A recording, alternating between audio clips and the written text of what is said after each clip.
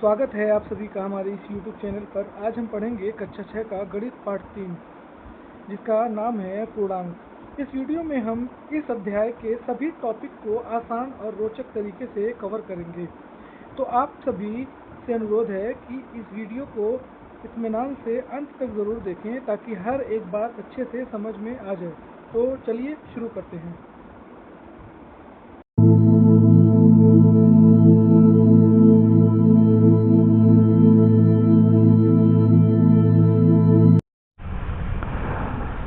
पूर्णांक, पहला टॉपिक हमारा है पूर्णांक, इंटीजर्स। पूर्णांक वे संख्याएं होती हैं जो बिना दशमलव या भिन्न के होती हैं, यानी ये पूर्ण संख्याएं होती हैं जिनमें कोई टुकड़ा या हिस्सा नहीं होता है। पूर्णांक में नकारात्मक संख्याएं यानी ऋणात्मक, शून्य और धनात्मक शामिल होती हैं। साधारण शब्दों में अगर देखा जाए तो पूर्णांक ऐसी संख्याएं हैं जो हम गिनती में इस्तेमाल करते हैं, जैसे -3, -2, -1, 0, 1, 2, 3 आदि। लेकिन इसमें 1.5 या 2/3 या 0.7 जैसी संख्याएं शामिल नहीं होती हैं, क्योंकि ये पूर्ण संख्याएं नहीं हैं। तो हमारी पूर्ण संख्या होती हैं -इनफाइनाइट से लेके +इनफाइनाइट तक। इसके बीच में जितनी भी संख्याएं हैं सारी पूर्णांक संख्याएं हैं। ये देखिए यहाँ पे ये सब पॉजिटिव हैं, धनात्मक, ऋणात्मक, और ये सारी धनात्मक, और बीच में हमारा ये 0 है। आपको समझ में आ गया होगा पूर्णांक क्या होता है। अब देखते हैं पूर्णांक के 3 मुख्य भाग में बांटा गया है। पहला ये कि धनात्मक होती हैं, दूसरा ऋणात्मक, तीसरा शून्य होती है। उदाहरण जैसे रोजमर्रा की जिंदगी में पूर्णांक क्या होता है, आप ऐसे समझिए, तापमान। मान लो तुम अपने शहर में तापमान माप रहे हो। अगर बाहर का तापमान 5 डिग्री हो, यह एक धनात्मक पूर्णांक यानी +5 है। लेकिन अगर तापमान -डिग्री सेंटीग्रेड है तो यह एक ऋणात्मक पूर्णांक -3 है। और अगर तापमान बिल्कुल 0 है तो यह शून्य तापमान है। समझ में आ गया होगा आपको। इसको 3 भागों में बांटा गया है। एक ये कि प्लस में है, और दूसरा माइनस, और तीसरा शून्य के रूप में है। अब आते हैं विपरीतता। विपरीत का मतलब होता है उल्टा, अपोजिट। ठीक है, विपरीतता का मतलब है किसी चीज का उल्टा। गणित में जब हम संख्याओं की बात कर रहे हैं तो विपरीतता का मतलब है कि एक संख्या का विपरीत, अपोजिट, वह संख्या होती है जो संख्या रेखा पर शून्य के दूसरी तरफ उतनी ही दूरी पर होती है। साधारण शब्दों में अगर तुम किसी संख्या को लेते हो जैसे +3, तो उसका विपरीत होगा -3, और -3 है तो उसका विपरीत होगा +3, क्योंकि ये दोनों संख्याएं शून्य से बराबर दूरी पर हैं लेकिन अलग अलग दिशाओं में है। इसे ऋणात्मक और धनात्मक संख्याओं की जोड़ी के रूप में समझ सकते हैं। ये फिगर में देख रहे हैं विपरीत का उदाहरण है। एक आदमी इस साइड चल रहा है और दूसरा जस्ट उसके विपरीत में दौड़ रहा है, इस साइड। ठीक हो। अब आते हैं संख्या रेखा पर पूर्णांकों का निरूपण। तो संख्या रेखा पर कैसे पूर्णांकों को निरूपित करते हैं, तो सबसे पहले आप संख्या रेखा एक खींचिए। बीच में 0 और दाहिनी तरफ की प्लस होती हैं संख्याएं, और बाएं तरफ की माइनस होती हैं। तो कैसे करना है आपको, देखिए 1, 2, 3, 4 ऐसे करना है। और बाएं तरफ -1, -2, -3, -4 ऐसे निरूपण करना है। ठीक है ना। संख्या रेखा पर पूर्णांक संख्याओं का युग्म। युग्म का मतलब होता है जोड़ा। ठीक है, जैसे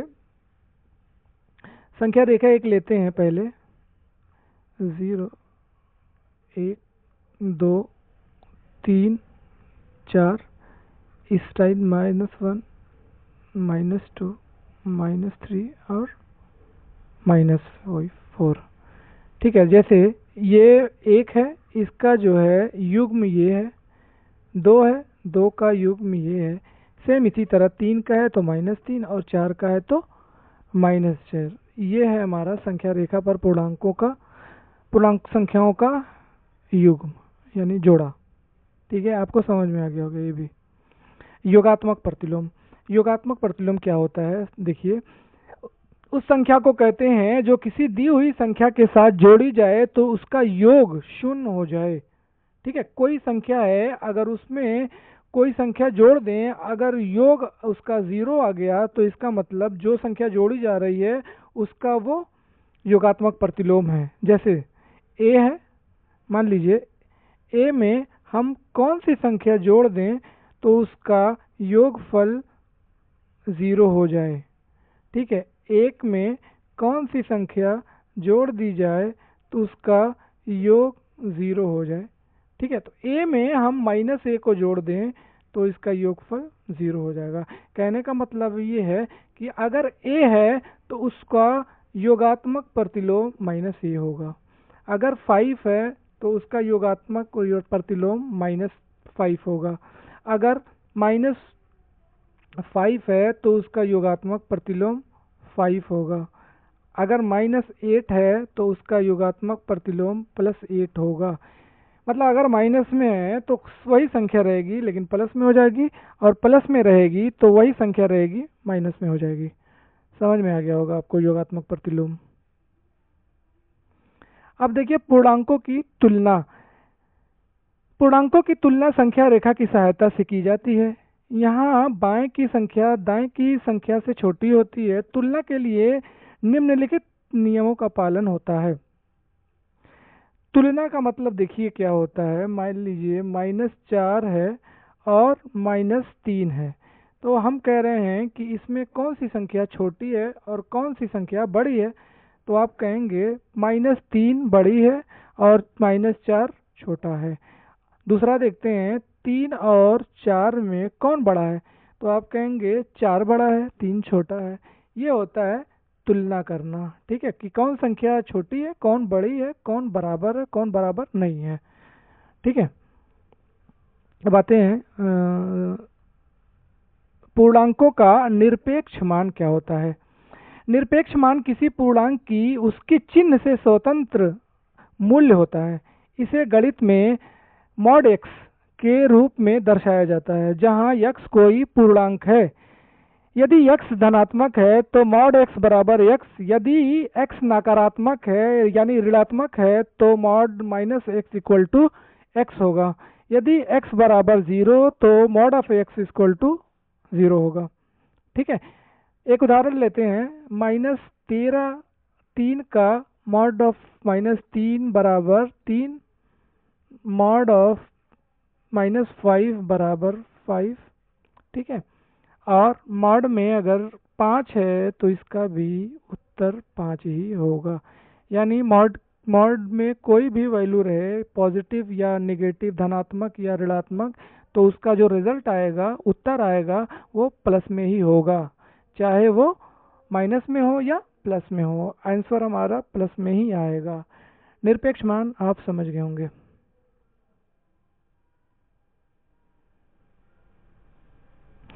इसमें देखिए पूर्णांकों का योग। इसमें हम पूर्णांकों को कैसे जोड़ते हैं। ठीक है, पहला एक उदाहरण लेते हैं।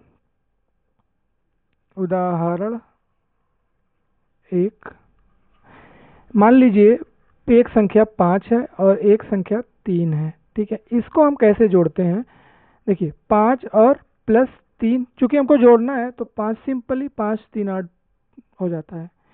लेकिन अगर इसमें अगर दूसरा लेते हैं उदाहरण, -5 है और -3 है, इन दोनों को हमें जोड़ना है। तो आप जोड़ेंगे -5 प्लस -3। ठीक है, बराबर होता है। देखिए -5 को तो -5 लिख देखें, और यहाँ पे प्लस है, यहाँ पे माइनस और बीच में ब्रैकेट का चिन्ह है, तो इसका मतलब यहाँ से माइनस और प्लस का गुणा हो जाएगा। माइनस प्लस का गुणा होता है तो माइनस होता है, और -5 और -3 बराबर -8 होता है। इस तरह जोड़ना है आपको।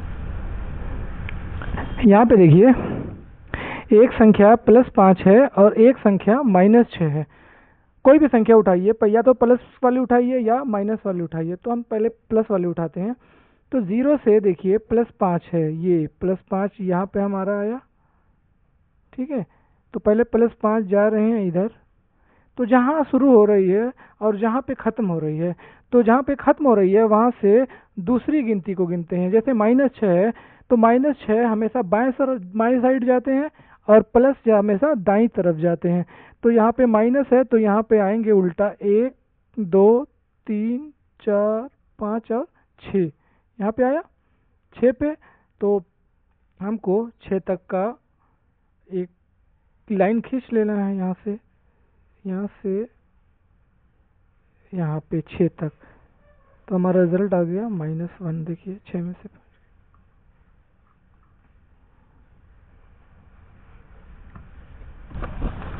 आपको समझ में आ गया होगा। अब आते हैं दूसरे टॉपिक पे, पूर्णांकों का घटाना। पूर्णांकों को घटाना में देखिए क्या करते हैं। सबसे पहले देखिए दो पूर्णांक लीजिए आप, या तो पॉजिटिव लीजिए या नेगेटिव, इससे कोई मतलब नहीं है। तो हम लेते हैं पहले एक पॉजिटिव लेते हैं, एक प्लस वाली लेते हैं और एक माइनस वाली लेते हैं। तो +3 वाली लेते हैं एक, और एक -6 लेते हैं। अब इन दोनों को घटाना है, ठीक है। तो कैसे करेंगे, +3 लिखेंगे, -6 दूसरी जो है -6 है। तो इसमें अब क्या करना है, हमको 3 लिखना है, माइनस और माइनस मिल के प्लस होता है, चूंकि बीच में ब्रैकेट है तो ये प्लस हो जाएगी, प्लस ये हो जाएगी, 6 + 3 = 9। ये हो गया हमारा घटाना। पूर्णांकों को इसी तरह घटाते हैं, ठीक है। पूर्णांकों का गुणा, पूर्णांकों का गुणा कैसे होता है, देखिए दो संख्याओं को गुणा करना है तो सबसे पहले हमको आना चाहिए प्लस और प्लस गुणे प्लस बराबर प्लस होता है, प्लस गुणे माइनस बराबर माइनस, माइनस गुणे प्लस बराबर भी माइनस होता है, और माइनस गुणे माइनस बराबर प्लस होता है। ये याद करने के फॉर्मूला है, याद करने के लिए फॉर्मूला है, ठीक है। अब हम गुणा करते हैं, कोई दो पूर्णांक लेते हैं, एक +8 लेते हैं, दूसरा -9 लेते हैं, ठीक है। यहाँ पे देखिए दोनों का गुणा करना है आपस में, तो 8 प्लस का है और -9 माइनस का है, ठीक है। अब इसमें गुणा करना है, यहाँ पे देखिए एक संख्या प्लस है और एक संख्या माइनस है, तो यहाँ पे देखिए प्लस और माइनस मिलके माइनस होता है, तो 9 8 72 हो जाएगा, प्लस और माइनस मिलके माइनस हो जाएगा, ये हमारा उत्तर हो जाएगा, ठीक है। इस तरह करते हैं इसमें। अब देखिए इसमें आते हैं पूर्णांकों का भाग। पूर्णांकों का भाग देखिए कैसे करेंगे।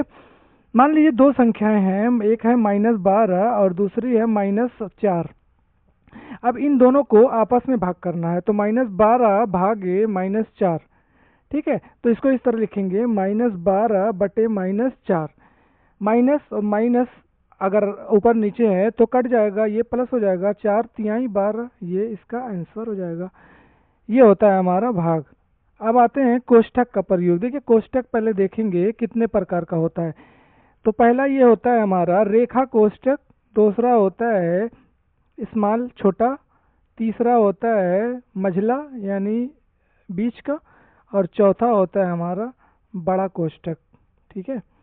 ये होता है रेखा कोष्ठक, दूसरा होता है छोटा, तीसरा होता है मझला,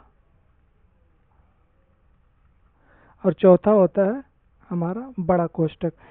तो अगर मान लीजिए सवाल में आता है ये चारों आ जाता है, तो सबसे पहले हम रेखा को करते हैं, फिर छोटे को करते हैं, फिर मझला को, फिर बड़ा को करते हैं, ठीक है।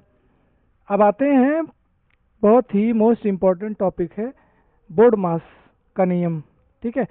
बोर्ड मास का शॉर्ट फॉर्म ये है और इसका लॉन्ग फॉर्म है, देखिए B for bracket, O for of, D for division मतलब भाग, M फॉर मल्टीप्लिकेशन का मतलब गुणा, A फॉर एडिशन का मतलब जोड़ प्लस, और S फॉर सब्सट्रैक्शन का मतलब होता है माइनस घटाना, ठीक है।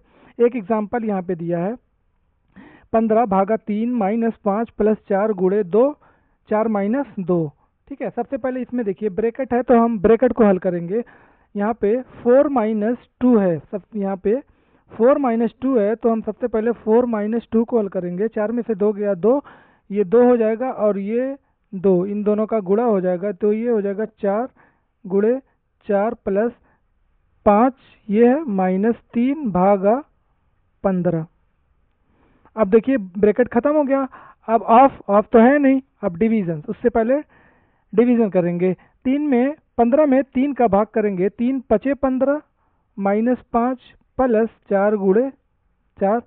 डिवीजन भी खत्म हो गया। अब मल्टीप्लिकेशन देखिए, इसमें मल्टीप्लिकेशन है, ये हो जाएगा 4 चौको 16 प्लस 5 -5, ये इस तरह। ठीक है, अब देखिए इसमें ये भी खत्म हो गया। अब जोड़ का करेंगे। यहाँ पे देखिए 16 के आगे जोड़ है और 5 के आगे जोड़ है। 16 5 21 होता है, -5 21 में से 5 गया 16, ये हमारा आंसर हो गया। इसी तरह होगा ये। ठीक है।